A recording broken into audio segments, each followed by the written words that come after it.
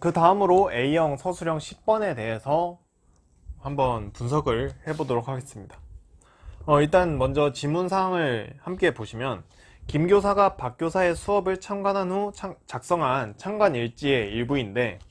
보시면은 박 교사가 도입 단계에서 다음과 같은 탐구 활동을 제시해서 학생의 학습 동기를 유발하고자 했는데 이제 그 활동이 주어져 있죠.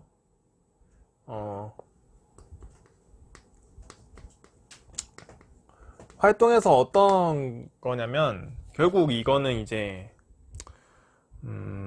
이 도형을 해가지고 그림 2에서는 이러한 도형이 만들어지는 거죠.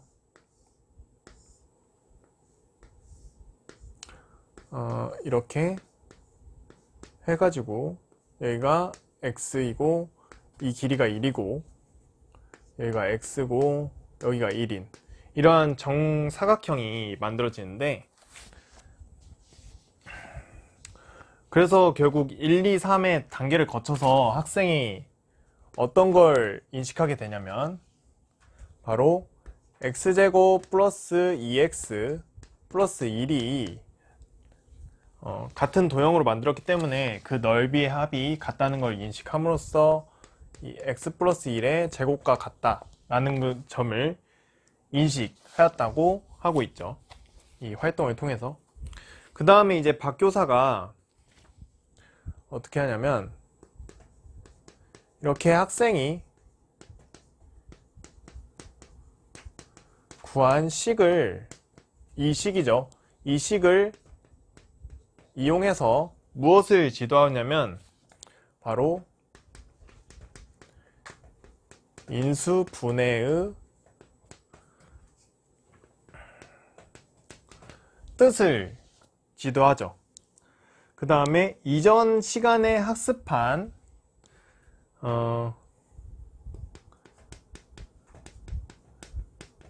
다항식의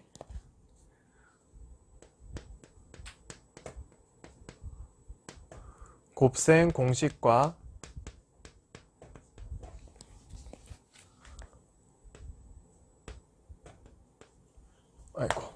여기가 어떤 관계가 있는지 한번 찾아보도록 안내를 하고 있는데, 그렇게 했을 때 학생이 다항식의 곱셈 공식을 이용해서 다음과 같은 이것을 이용해서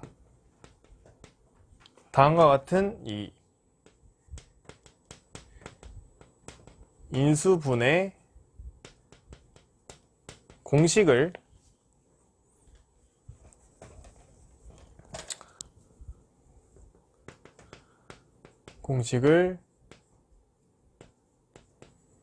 이끌어내었다고 하고 있죠. 그렇게 했을 때 이 인수분해 공식으로 a제곱 플러스 2ab 플러스 b제곱은 a 플러스 b의 제곱이고, 그 다음에 a제곱 마이너스 2ab 플러스 b제곱은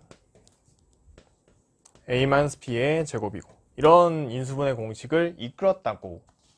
하고 있습니다. 그렇게 봤을 때 문제 상황에서는 피아제의 활동에 대한 일반적 조정으로부터의 추상화가 무엇인지 쓰고, 그 추상화의 예를 이러한 참관일지 상황에서 한 가지 찾아서 그 추상화의 과정을 반사와 반성으로 구분해서 그 근거와 함께 설명을 하여라 라고 하고 있는데, 결국 여러분도 잘 알고 있겠지만 피아제의 그 추상화에서 활동에 대한 일반적 조정으로부터의 추상화는 바로 반영적 추상화라는 것을 알 수가 있죠.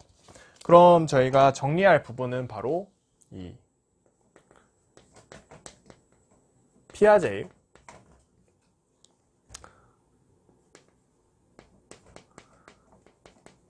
반영적 추상화를 정리해야겠죠. 반영적 추상화는 아까도 말했지만 아동 활동에 대한 일반적 조정으로부터의 추상화이고, 그 반영적 추상화의 과정으로, 즉 이런 반영적 추상화의 메커니즘이라고 하죠. 메커니즘은 뭐랑 뭐의 나선적 교대 과정이냐면 바로 반사와 반성의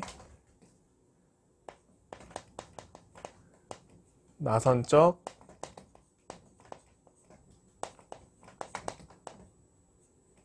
교대 과정으로서 이 반역적 추상화가 이루어지는데,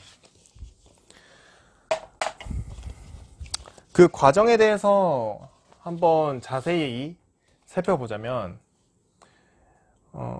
이러한 형식이 내용이 되고, 이 반사의 시작은 저희가 내면화로부터 시작을 하기 때문에 맨 처음으로 요 내면화를 통해서 표현을 하게 되고, 그 다음에 이 반사의 결과는 주제화로 기결이 되기 때문에 바로 이 주제화가 이루어지는데, 이 주제화라는 것은 뭐냐면 바로 그 상위 단계에서 반성이 이루어지도록 하기 위해 하위 단계에 있는 하위 단계의 사고의 도구였던 것을 뭘로 바꾸냐면 사고의 대상으로 바꾸는 것이 바로 주제화이고, 그렇기 때문에 바로 이 과정이 내면화로부터 시작해서 주제화로 기결되는 바로 이 과정이 바로 반사가 됩니다. 그래서 이 반사라는 것은 뭐냐면 전 단계에서 얻은 것을 보다 상위의 단계로 옮기는 것을 의미하는 것이죠. 그 다음에 이제 주제화가 일어난 다음에 이것이 이제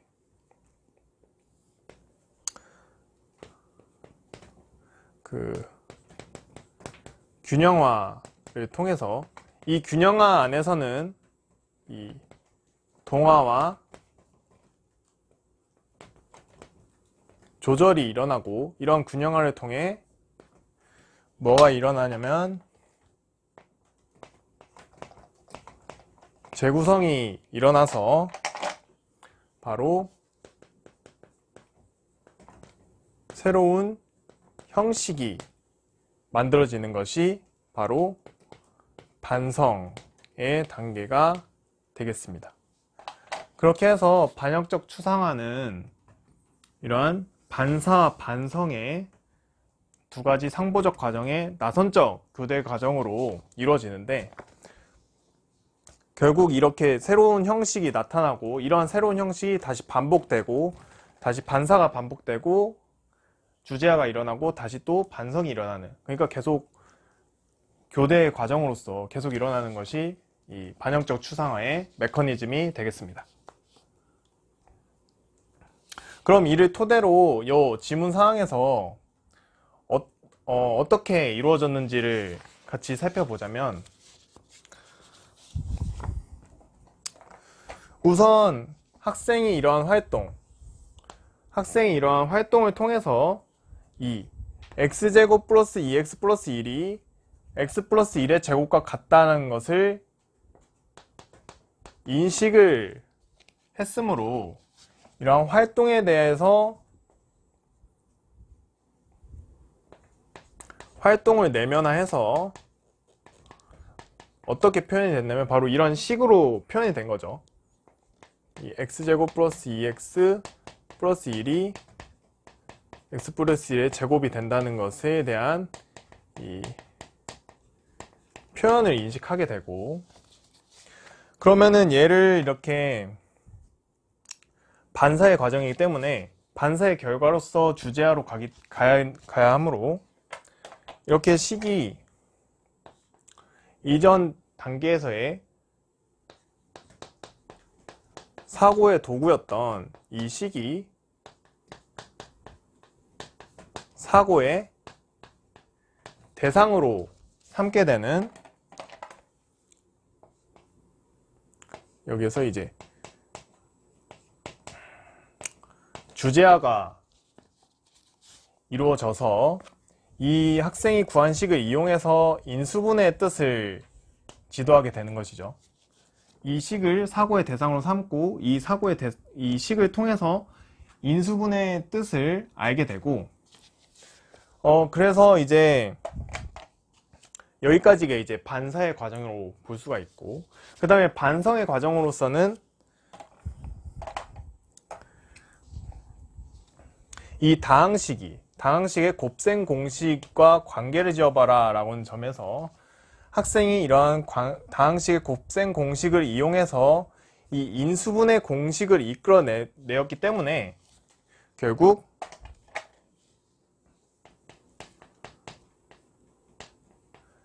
다항식의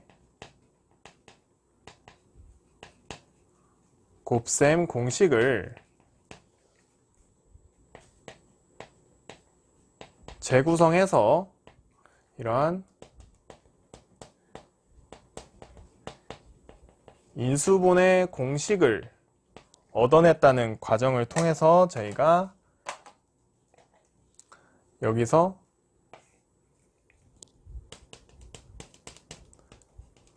반성이 일어났다 라고 할 수가 있습니다. 물론 이것을 저는 이렇게 좀 크게 봐서 반성의 과정을 설명을 했는데, 물론 얘를 쪼개서 짧은 부분으로 해서 이 반영적 추상화를 설명을 할 수도 있는데, 짧게 보자면은 결국 이러한 활동에서 1번, 2번에 대한 것을, 그러니까 이러한 도형을 하는 것에 대해서 이러한 사고의 도구였던 것을 주제화해서 사고의 대상으로 삼아서 이러한 식을 얻는 것, 이러한 활동을 재구성해서 이렇게 같다는 식을 인식하는 점에서 반성으로 일어났다라는 점에서 반영적 추상화를 써볼 수도 있고, 아니면은 여기 다항식의 곱셈 공식을 통해서 얘를 사고의 대상으로 삼는 주제화가 일어나서 그 재구성을 통해 인수분해 공식을 얻어냈다 라고 해서 이 반사와 반성의 과정을 통해 반영적 추상화가 일어났다라고도 해도 무방한데, 저는 이제 이것을 좀 큰 과정으로서 설명을 한 부분이기 때문에 그런 점에서는 이제 적절하게 생각해 주시면 될 것 같습니다.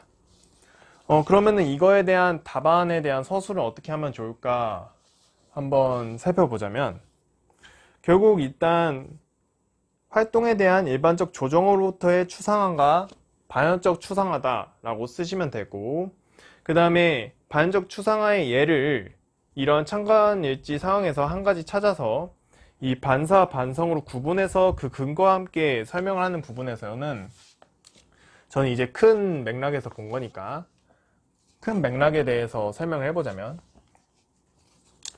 우선 반사에 대해서는 내면화부터 시작을 해야 하기 때문에 이런 아동의 활동을 통해서 활동을 내면화해서 이 x제곱 플러스 2x 플러스 1이 x 플러스 1의 제곱이 된다는 것을 인식하는 점에서 내면화가 되었고, 그때 이제 이 내면화된 이